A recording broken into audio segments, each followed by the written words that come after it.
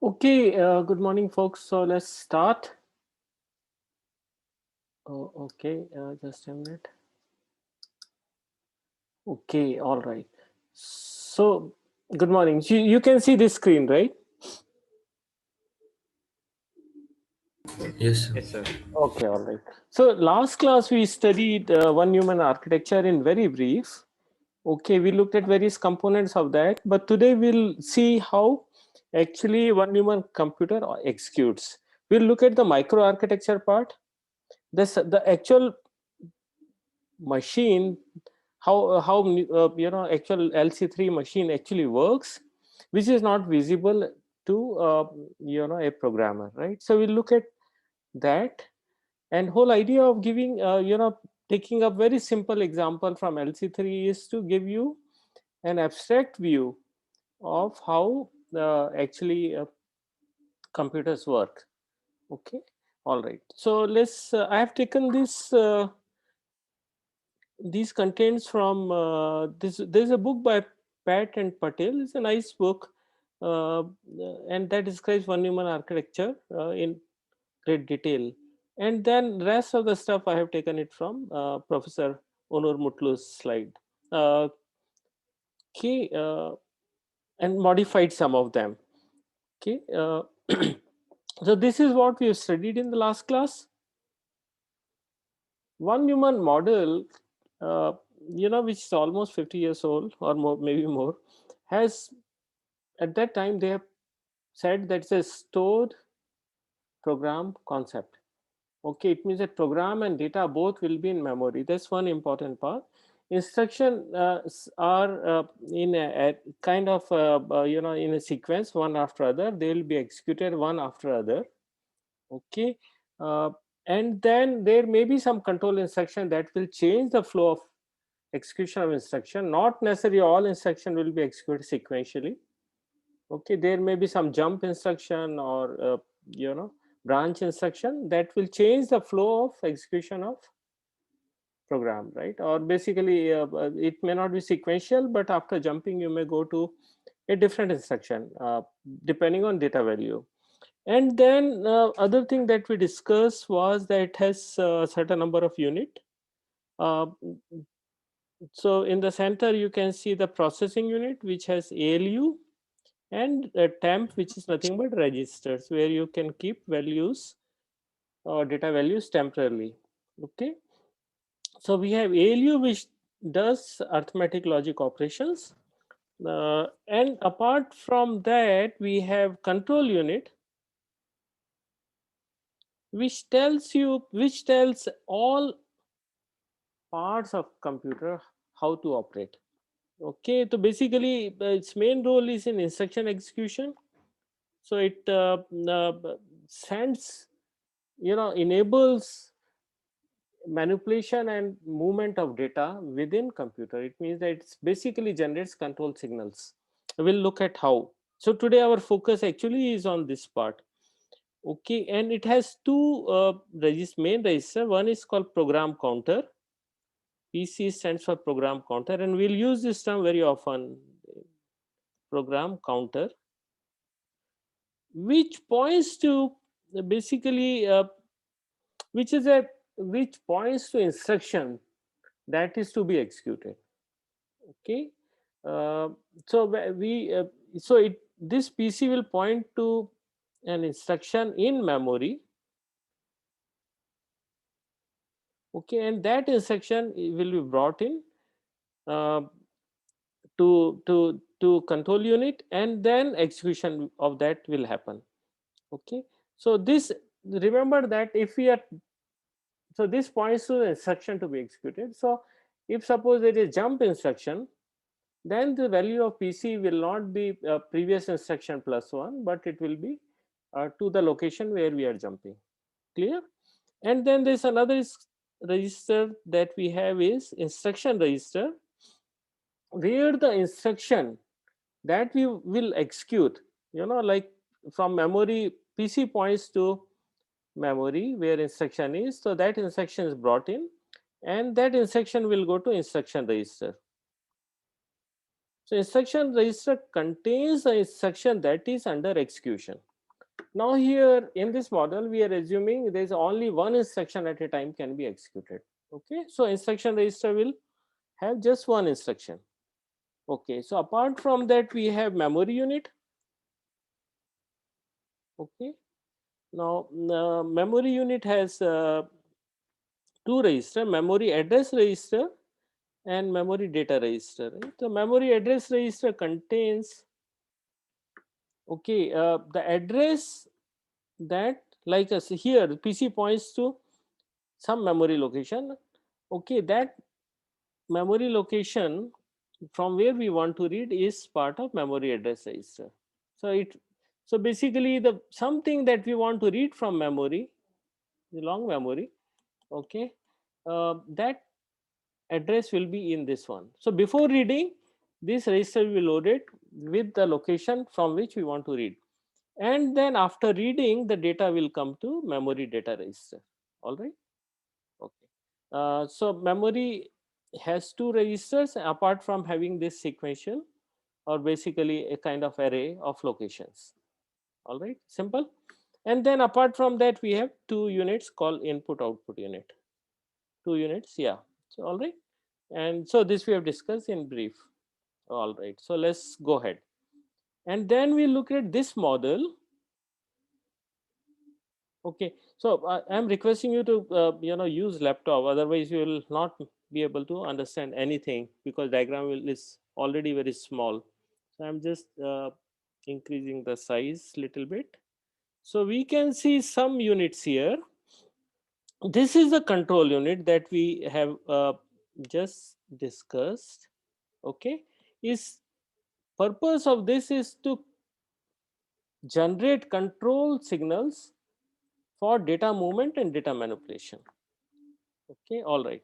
Apart from that, we have, okay, a register file. Or register file is nothing but set of registers put assembled together. Okay, and then we have ALU to perform arithmetic logic operations. Okay, now the third thing that we have is here we can see memory. Okay, right now we are talking only about random access memory. Okay, and then we have input and output units, right? Uh, and apart from that, we can see, various other elements. Instruction register is here because instruction is brought into instruction register and then it's interpreted or it's actually decoded. Okay. Uh, all right. Apart from that, we have FSM, finite state machine. Basically, there has to be some logic or something that will generate control signal at various instant of time, right? So so instruction will come here. Okay, and then it will look at the what is the instruction. For example, it's a add instruction. So add is going to add two contents of two register and move the content to third register. Okay, now there's a lot of steps in that, right? So for example, first two registers are to be read. So it means the register file has to be enabled corresponding to two registers, and then reading of this will be done. Okay, it means that output is available from two registers, and then these two registers, then there are various multiplexer for data movement, right? Because input can come from somewhere else. So then this, now look at this one multiplexer. There is a control signal coming from FSM.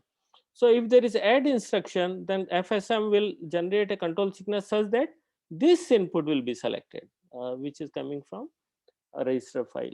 Similarly, somebody has to inform what ALU has to done.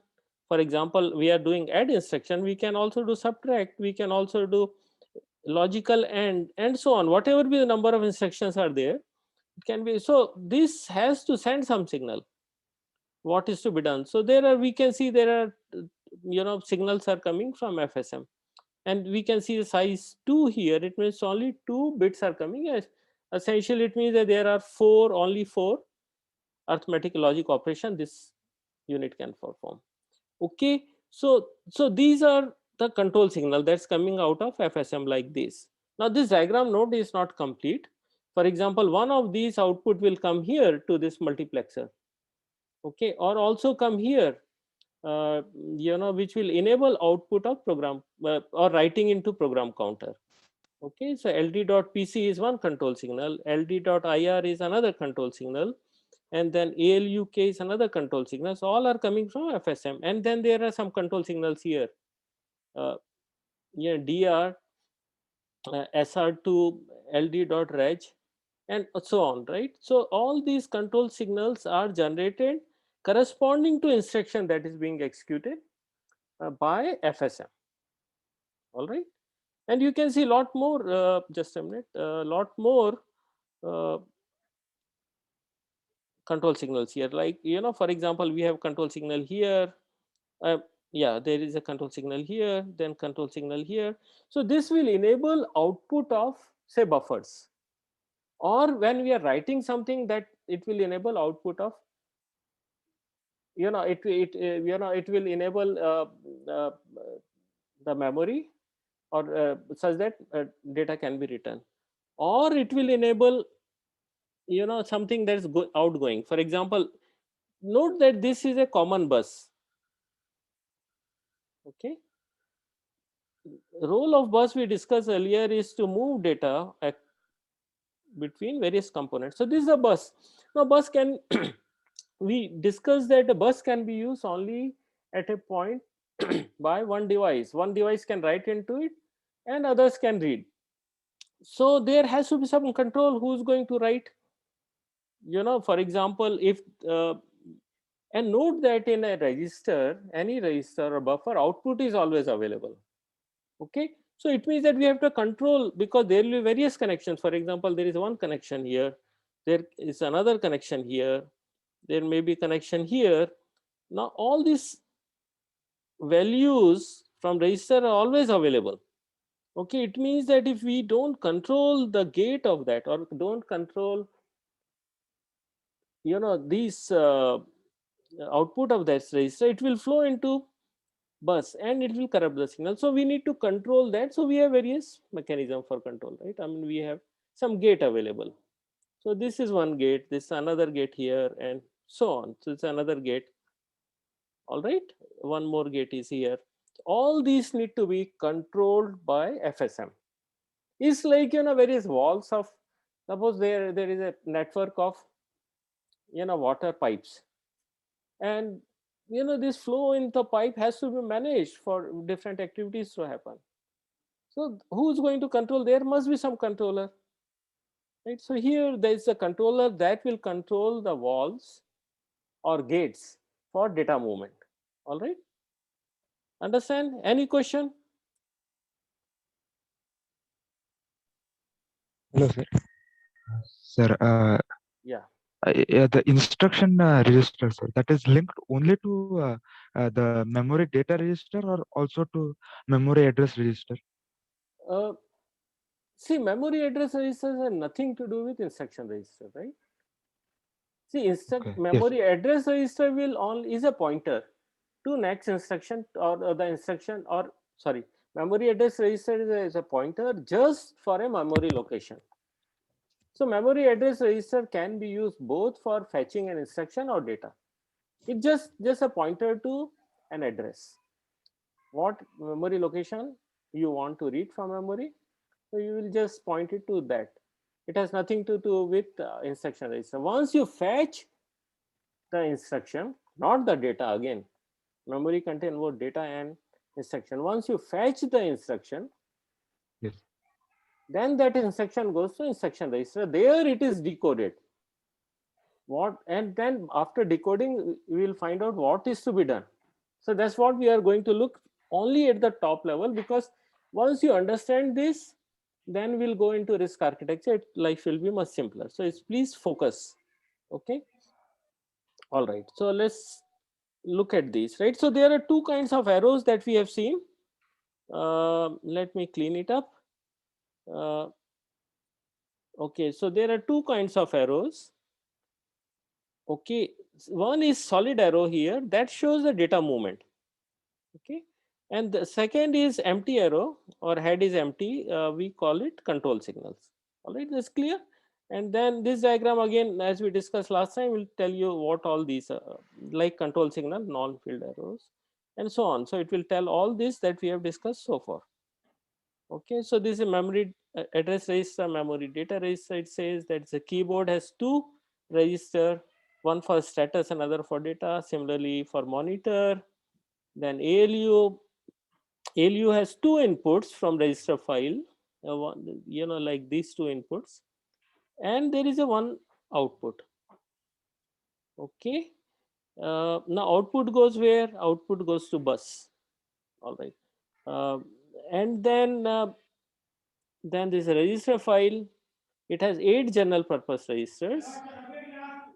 Okay, so note that in order to select two register for addition, like add we said to destination register, source register 1, source register 2, there are 8 registers. To select that we need 3 bits of inputs, right? So this is a source register 1. uh, okay, then there is a destination register here. Okay, similarly, yeah, there is a, these are the two source register 1 and 2. Okay, and this is a destination register. So basically 3 bits are required to select a register. All right, this clear. All right, so and this is instruction register, of course. Then there is a program counter here, and this is FSM.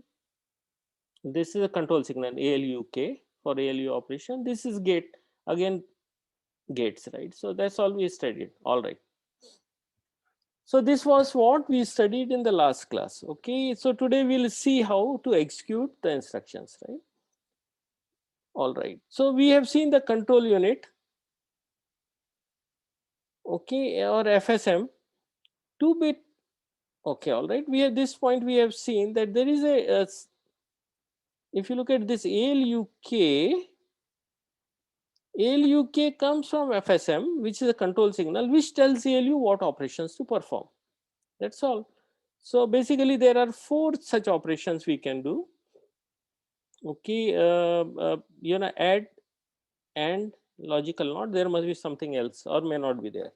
Okay, so there are only 4 operations maximum we can perform. Okay, and then there are various gates, like output gate ALU determines whether or not the output of ALU is provided to the processor bus during the clock cycle. So if you come back again here, now this is a gate which is called gate ALU, and then this FSM will control this gate. If it's enabled, only then this output from ALU will go to the bus. All right. So this point we have already discussed. All right. Okay. Let's go to next slide. Oh, okay. All right. Okay. And this point we have already discussed. There, one human model is called stored program computer, because both instruction and data is in memory. Okay, so we have linear memory array that we have also discussed. Then memory is unified between instruction and data, that also we have discussed. The memory contains both data and instructions, right? So that's the beauty of one human architecture, a main feature of one human. And the processing is sequential, as we said, until unless we get a control instruction, control transfer instruction, which changes the flow of program. Okay, rather than sequentially executing the next instruction, we execute some instruction which is determined by the data value. Okay, okay, all right.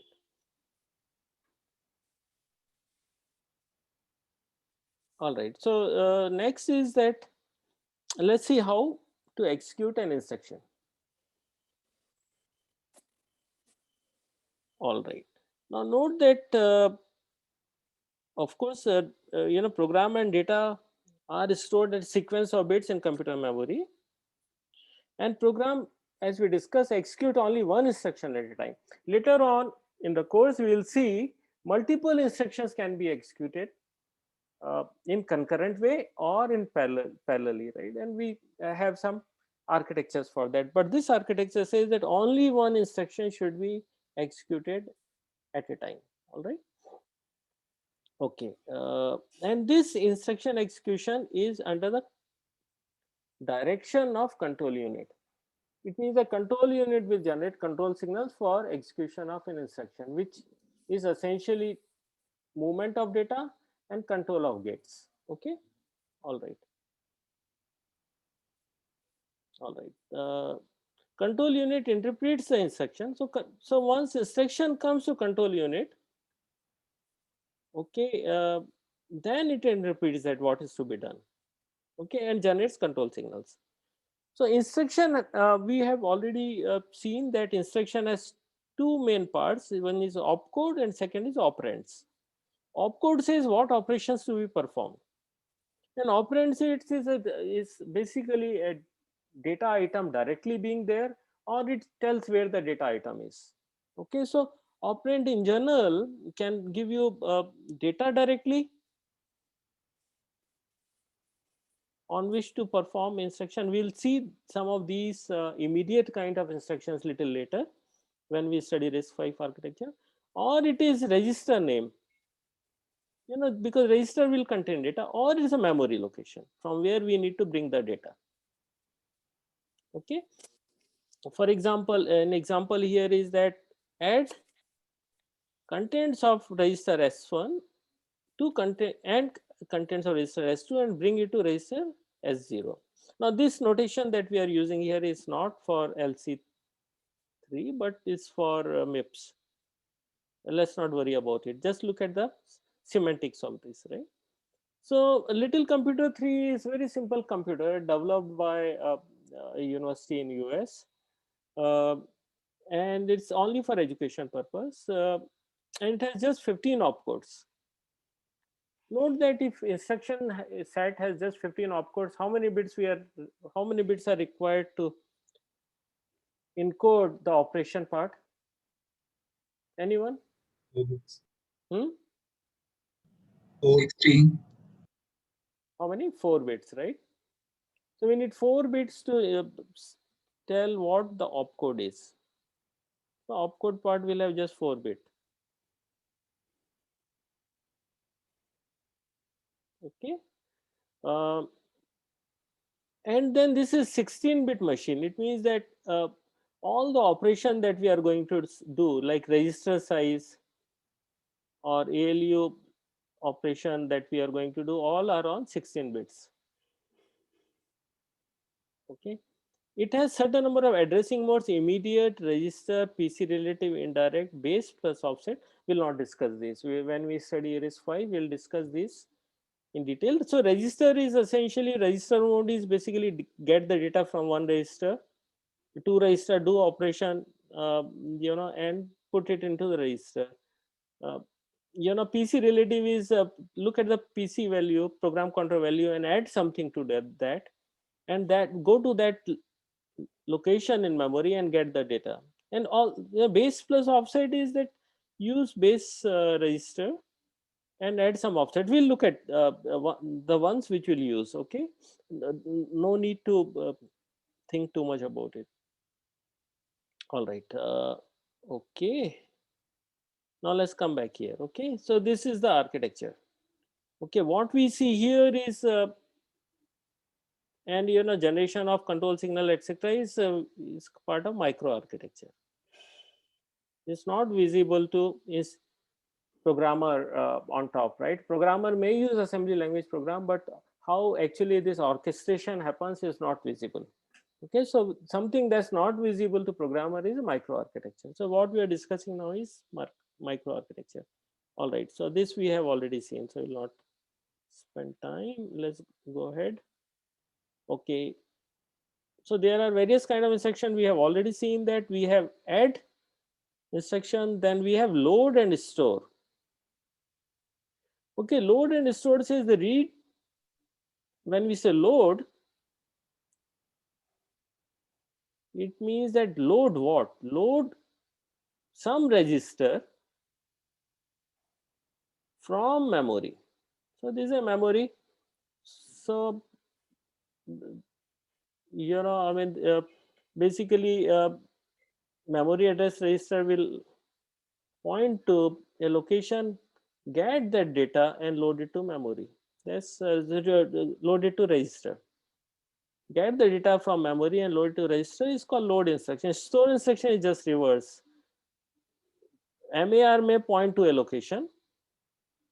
Okay, the data which is in register has to be loaded into that memory location. That's called store. Okay, so there are arithmetic logic kind of operations. Okay, then there is a load store instruction, and third is jump and branch instruction, which change the execution sequence of execution, right? So we are, it means that first so this is sequence of instructions. Okay, so we have executed 1 second, and third is, for example, jump instruction. Then jump will say where to jump to. Okay, and so it means that after second instruction we will go to this instruction. Okay, just a minute, somebody needs to be muted.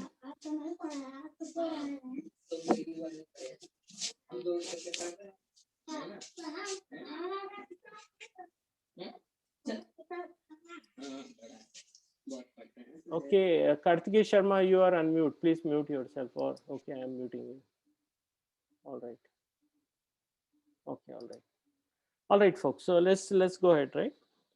So let's look at very simple instruction. Sir, Yeah. sir, can we interrupt flow of instructions manually?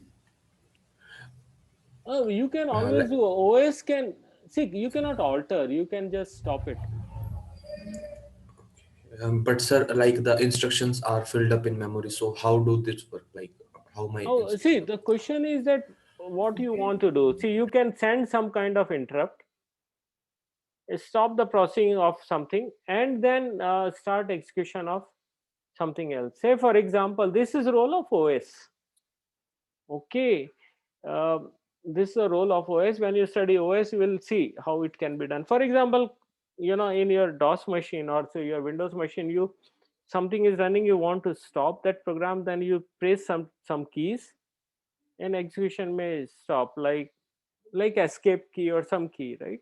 So that will ask OS to do this, stop the current execution and then do something else. Okay, but you cannot say that my next instruction this one manually. First thing is that you're not given that control. All you can do is to program on top, and underneath will follow, because you don't have visibility first as a user. Second thing is that you don't have tools. I mean, you can of course create a system where you can see what's happening and what some kind of observations you can do, but manually, when it's done in nanosecond, first thing you cannot do it. Second is that you are not allowed to do that. You can write a program that can observe various things and maybe change something, but not beyond that. Okay, Okay, sir. all right.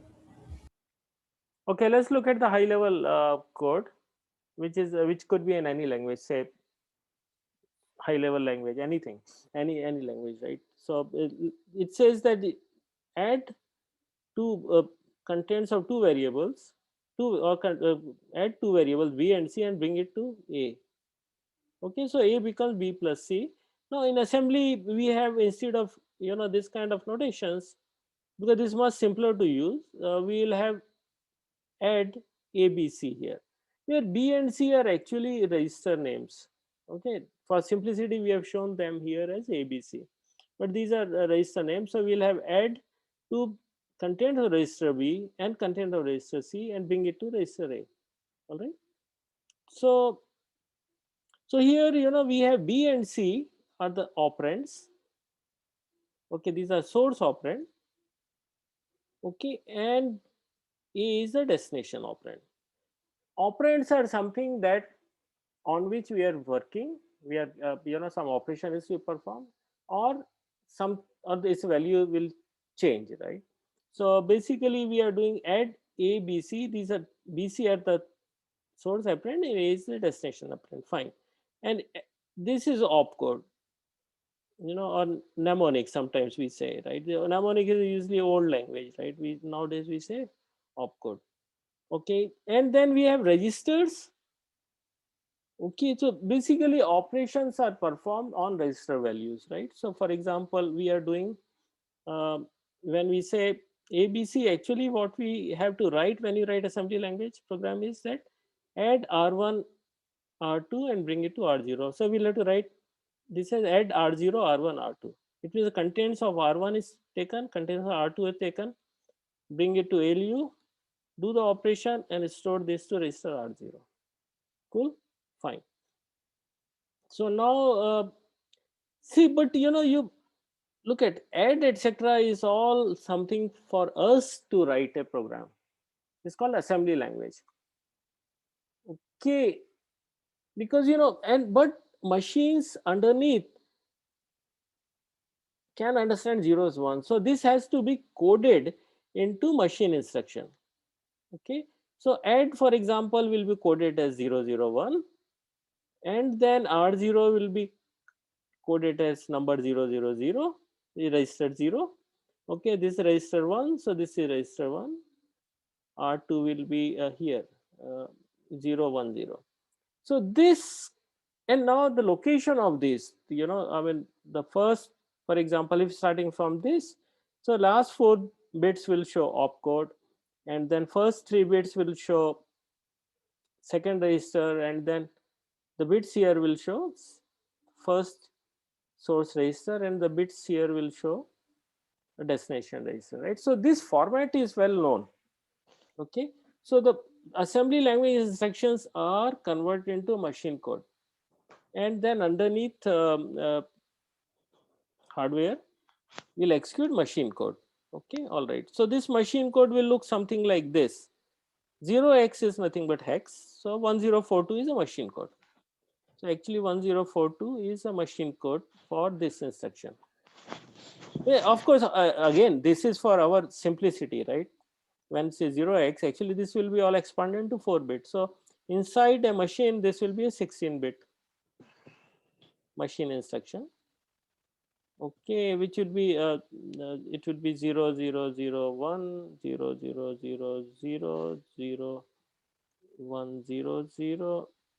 0010. This will be actually machine instruction. All right.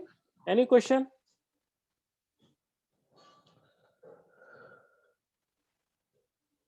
Sir, Yeah. sir, Yeah. there are 3 bits in between SR1 and SR2, right? What So are they used for? these are for this particular instruction add. These are unused. You will not look at that. I mean, so it means that these are unused part of instruction. When you design instruction, you are designing instruction not only for one instruction but large number of other instructions. So in some other instruction, these bits are used. But when we are looking at the 16-bit instruction, first you look at the opcode. The moment you look at the opcode, then you know what are different fields available. So we look at only these 3 fields. You will not look at this field, right? So this is an unused part of instruction. Okay, we'll see that in RISC-V. We'll see, and you छुट्टी know है क्या what? पापा आपके आज? Hello. Again, somebody is unmute. All right. Okay. All right. Sir, Yeah. sir, there was this multiplexer between that in the path of SR2 and ALU, right? Hmm. So, sir, like, can you explain what its role is in this one? Let's go through complete presentation, and then we'll come back, right? Yes. Because we'll look at execution of instruction. Okay, multiplexer in general are to select one of the inputs to output. Okay, so we'll see that how it's being used, but there's a possibility that this example may not show you the use of that, but hold on for some time. Okay, okay, so this is what the format we have seen for add instruction, so we'll not go into details. Okay, So instead of add, for example, you can also have logical AND operation, it means that take contents of register 1 and 2, these are 16 bits, or do logical AND bit by bit. Okay, and output of this operation, it means that first bit is logical ANDed with first bit here, and output of all this, result will go to the destination register. So these are the instructions. We'll see all of these in detail when we'll study RISC. Now, how we are going to execute this, right? The execution, and note that control unit is responsible for execution. Okay, so first you bring the instruction from memory. First you have to bring instruction, right? Otherwise you cannot execute that. Okay, and note the instruction data both are in memory. Then once you get the instruction, then decode the instruction. See what the instruction is. Okay, now you have various operands in the instruction, right? So you may have to, if the operand is in memory, if you're loading a, for example, register from memory, then you have to exactly find out what is the address of memory. Okay, and that is done, that's called evaluate address. How, basically there are some methods, and we have seen some kind of addressing mechanisms. One of the addressing mechanism could be, look at program counter and add to that something, will give you location of the, operand at where operand is stored. Okay, okay, once operands come, fetch operands from memory. Okay, sorry, once you know the address of where the operand is stored, then bring that operand from memory. Okay, and then once the operand is available, then you can execute that. All right, and then finally is the store results. Store results, where you can store result either in register or you can store it in memory depending on the instruction. Okay, so this machine LC3 is following these steps, and all new machines that we have, even RISC-V or even Intel, they more or less follow this. Basically, first thing you'll have to bring the instruction from memory, then find out what instruction is to be will do. Then instruction, of course, will do something on its operands. Now operands could also be in register or it could be in memory. Bring the operands if it is in memory. In order to do that, you have to calculate where the operands are. Okay, so once your operands are available, execute that. Execute the instruction, and then as a result of instruction execution, there will be a result that where you want to put that to. That is either register or memory. So these are the steps. All right. So now let's go and execute this one by one.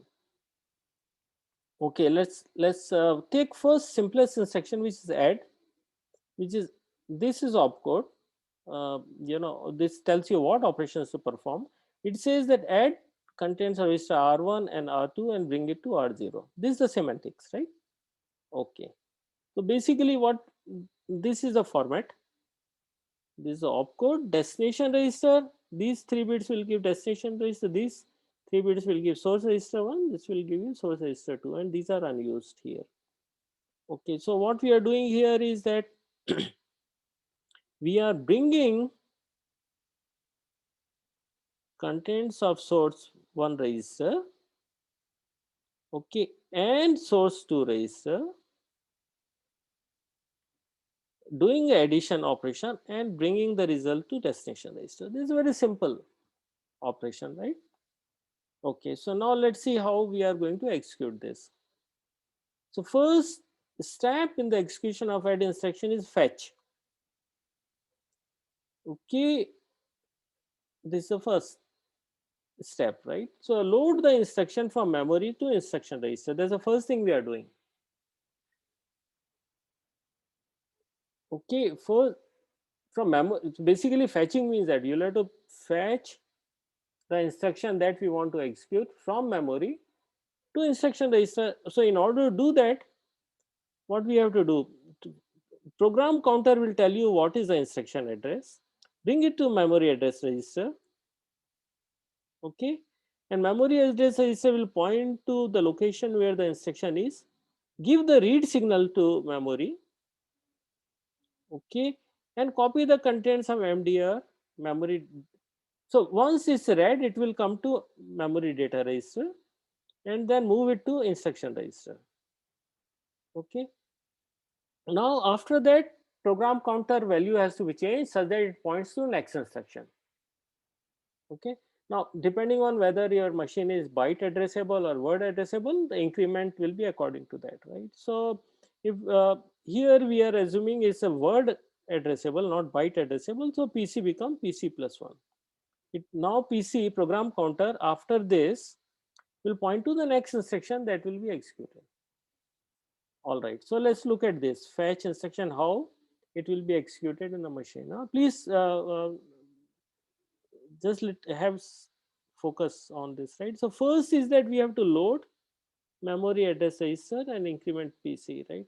So before that, let's do see where the data is come. First thing is that program counter will tell you, which instruction to be brought in to which instructions to be read. Okay, where is the program counter is here. Okay, so what it's going to do is that as a first step, okay, program counter value, this value will go into the bus. So in order to go into the bus, this gate needs to be enabled. Okay, and who will enable this at this point in time? Okay, so it's a FSM will enable. Okay, so there must be some connection here, so FSM will enable. So this value will travel all the way, program counter value. Now it will come to memory address register. Fine. In memory address register, it has to be written into it. And you would have, you know from your digital electronics course, when you write something, then write signal is required. Okay, is usually leading clock edge or trailing clock edge logic, but control signal is required to writing into a buffer or memory or register. Okay, so now this is a control signal, ld.mar. Who will generate this clock signal? And the timing also, right? What time it will generate? It's a role of FSM. So FSM will enable one of the outputs. Okay, and then this will be enabled. So now program counter value is available in the memory address. So what's the next step? Now this writing is this address available, so reading is to be done. Okay, now we are going to access the memory. Okay, so now of course this signal needs to be enabled, but in modern system, reading is always can be done even with without control signal. But anyway, so right now we are assuming that even for reading we will need a control signal. So so now this control signal will be generated by FSM. Now output values from the location which is pointed of MAR will be available into MDR. But before value gets loaded into MDR, whatever is available here can go inside only when this control write enable is enabled, right? Or this control signal ld.mdr is enabled. Okay, because otherwise if there is a junk here, then it will get, or zeros here, it will get loaded here. So now this load MDR is again generated by FSM here, right? All right, so now what is the next step? Okay, so this is what it shows. The output is available here. What is the next step? Output from this register has got to instruction register, right? So now what is required for that? Output is available here from MDR, but this gate is to be enabled for the data to go to bus. Okay, so gate MDR control signal will be generated by FSM at right time, and then data will go here. Okay, so we can again, I'm just clean it up and see it again. Okay, so this is what it is. So we are here. Now the data will go to IR. Okay, so it will go to IR. by enabling of certain gates. Okay, that's all. So you have read it. Now instruction is available into instruction register. All right, so let's look at the next step now. It is to be decoded now, right? What instruction is? So we are going to decode it. Okay. Now note the format here. So this, in order to decode, we have to look at only first 4 bits, these 4 bits. Okay, and this are going to use 4 to 16 decoder. Okay, all right. So it means that based on this opcode, various control signals will be generated. So there are 16 lines. Okay, all right. Okay. So let's look at what's the next step, right? So this is now we are decoding it. So we are using only first 4 bits or last 4 bits rather. Okay, the one which we have shown here, this we are decoding these bits. So only partial circle you can see here. So these okay, all right.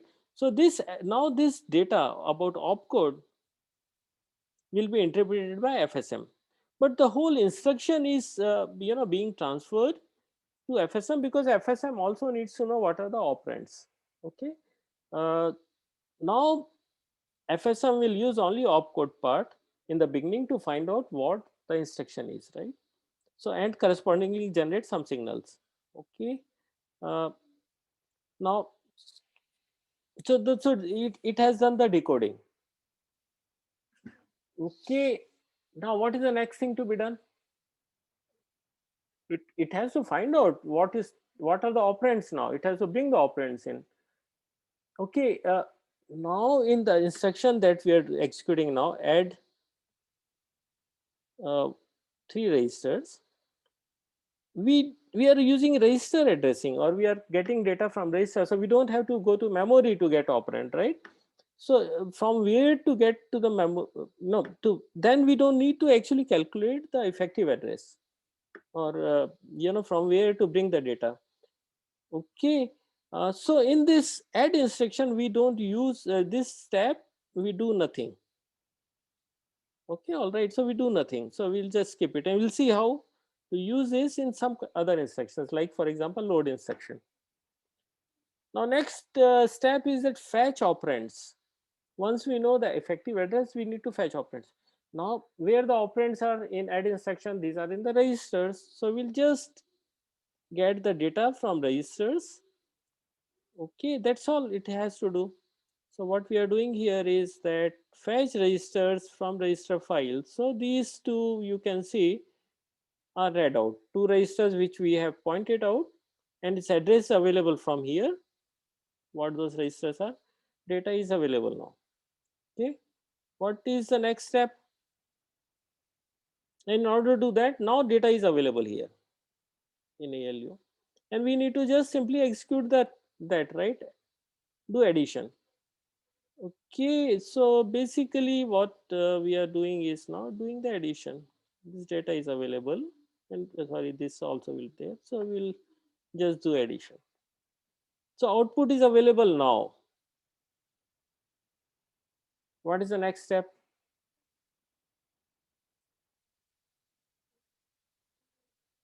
The output is available where? Now into the bus. In order to it being available to bus, this gate needs to be enabled. And also to do add operation, it has to FSM has to generate a signal to do addition. Okay, so this ALUK signal, which is 2-bit, some signal will be there, say corresponding to add operation. Okay, and this multiplexer also needs to be enabled such that instead of so this proper input will be selected, that the one which is coming from register file. Okay, all right, let's move ahead. What is the next step? Now we are here, data is available to bus, it will go everywhere, right? No, it's available everywhere. Now proper, it has to be written somewhere, right? Where is to be written? Is to be written here, data is available here. Now we need to look at what is the destination register. The destination register values are available here, and then this writing needs to be enabled, right? So this is a control signal. The FSM will enable this, and destination register address will come from here, and that particular destination register will be written. Okay, so that's all. Okay, so after, sorry, this was what we are showing in execution. So in a store result, what we are doing is essentially the output that's available here will go into particular register file based on the value of destination register. Is it clear? Any question?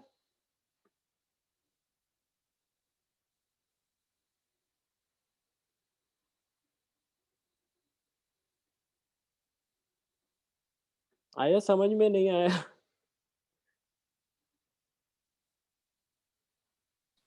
Understood it, sir. So basically, look at the role of FSM or control unit is just generating control signals such that data movement is happening and data manipulation is happening. Where data manipulation and data movement is happening is called data path. Okay. Now quickly, how much time do I have now? Is over? So 10 minutes. Okay, all right. So let's look at load instruction. Okay, so load, this is called LDR, load register. What are we loading? We are loading into register R3. What we are loading? We are loading the contents of a location. What is the content of what is that address? Address is given by contents of R0, and add to that 2. Okay, so contents of R0 plus 2 gives a address, and get the value of address, bring it to register R3. So that's what the LDR instruction is. Okay, so go to memory, and this address is given contents of R0, add to that the value here, and bring it to register R3.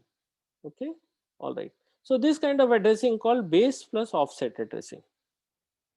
Base register is this one R0, and then offset is given by field here in instruction, and then you add to that whatever value you add to that, right? So it's called base plus offset.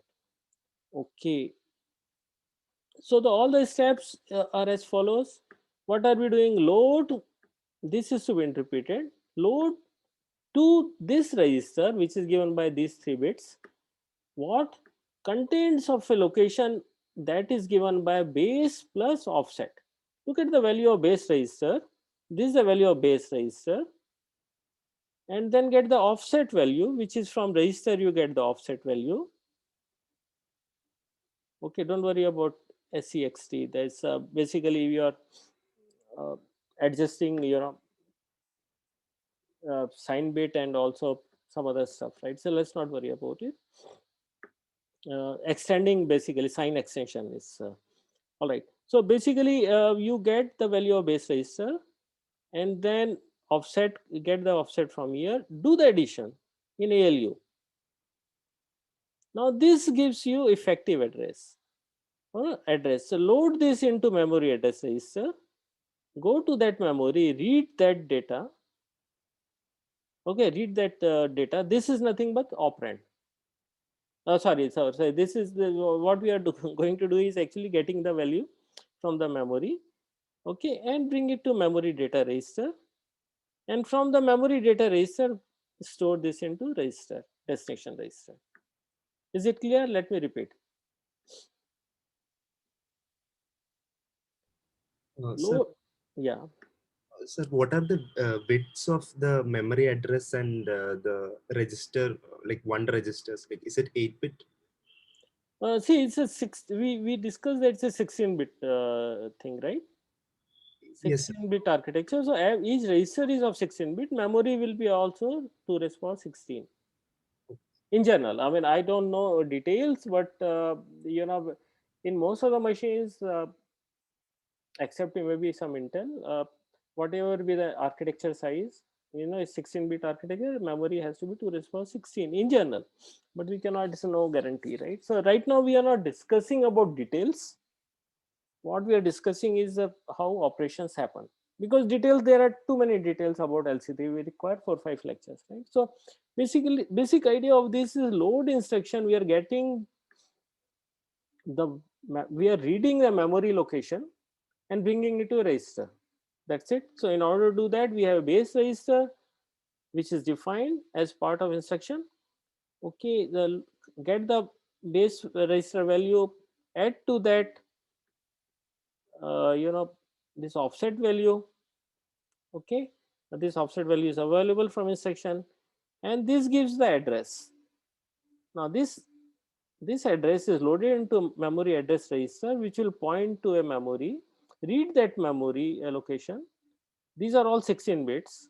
Okay, and then bring it to memory data register, and from memory data register move this to destination. This is the flow.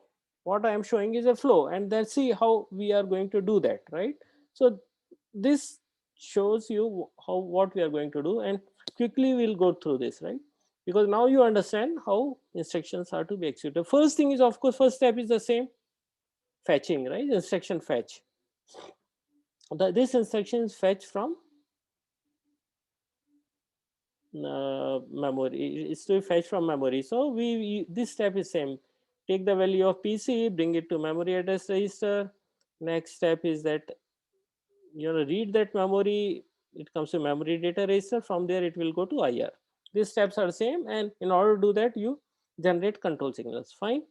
Next step is then now you need to decode. In order to decode, you of course need only these 4 bits. Okay. Now we need to, in this one, we need to calculate the effective address. So take this value and add to this register. This specifies register. From this register, add the offset, and this will give you address of memory. So this operation is to perform. Let's see how to do this, right? So this we have already, I'm sorry. Okay. So next step is what? We'll have to take out the value of base register. So this is a base register, which is defined by SR1 out. So we take this value, and now it goes to one adder. Okay. So we can, there's one way of designing is that we could have brought it to ALU as we shown earlier, but we can as well, create use a adder, right? And then take offset from instruction register. Okay, and sorry, and then add these two, and now we have effective address available. All right. Okay. So we have completed this step. Now where this effective address will go to? This will go to finally memory address register, right? So that's the next step is that fetch operand. It means that go to that memory location and get the value, right? So basically this value is available here into the bus. Oh, okay, it doesn't matter, right? So it's like this. Okay, and so it's available like, so we have okay, adder part is not shown here. Nevertheless, just look at it. Let's assume that the value is available here. The adder part is not shown here anyway. So this adder value comes here and then come here. Now we have memory address register. From there, steps are the same. Get the value of operand from memory data register. Not operand, actually instruction from memory data register, and from there it will go to where?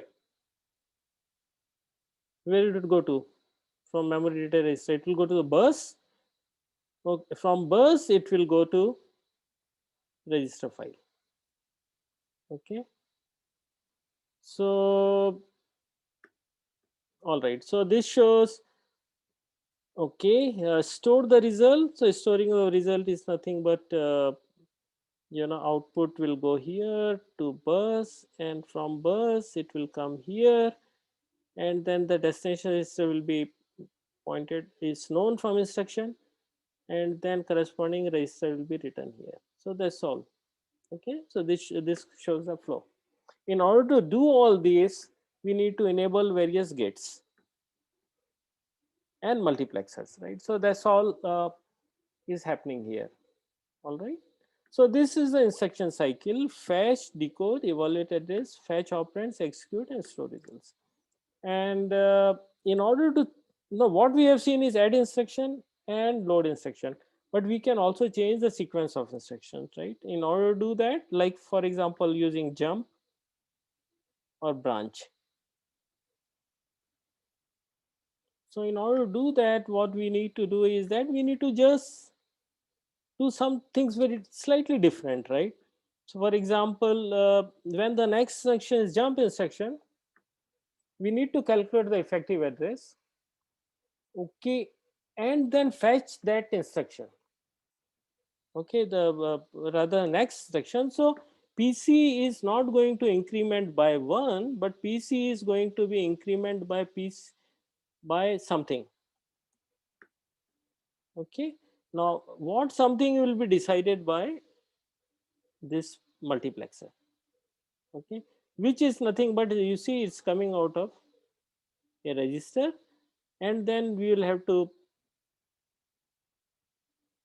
okay, all right. So basically what we are trying to say is that in case of jump instruction, if jump instruction decoded, then there is no logical or arithmetic operation is a problem, but the PC value will change to the jump location, okay. That's all. It's very simple, okay. So I request you to go through this slide set. So this shows basically how FSM executes. So whenever, and we have already discussed this, right? For example, in case of add, what all we need to do? Add instruction, we need to do following thing: what control signals needs to be generated. Similarly, for a load instruction, what control signals needs to be generated, and so on, right? So it's quite simple. Okay, please go through it. It's very simple. There's nothing in it. I mean, basically what we have discussed so far is here, shown here. Okay. So to summarize, we have looked at Von Neumann architecture. We have seen how for LC3 machine, which is a very simple machine, how instructions are executed, or in order to execute an instruction, how control signals are generated. All right.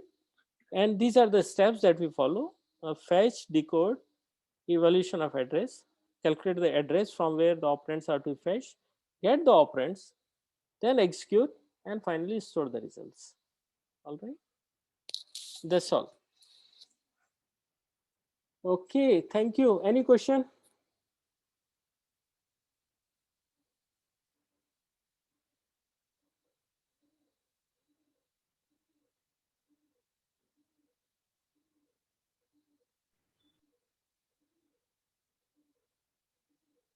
Are you okay? Yes, sir. All right. Okay. So please go through slide set again, because there's some simulation there. Basically, movement of data, and then you will be able to understand it more clearly. Plus, please spend at least half an hour going through slide sets, right? Because this concept is clear, how this orchestration happens, how control signals are generated by FSM or control unit. Once you have this picture available, rest of the course is very simple. Okay, so this reason I have taken this old what do you call that, LC3 machine, to give you top level view, so you should be able to now appreciate what happens underneath. Okay, all right. Okay, thank you very much. Bye bye.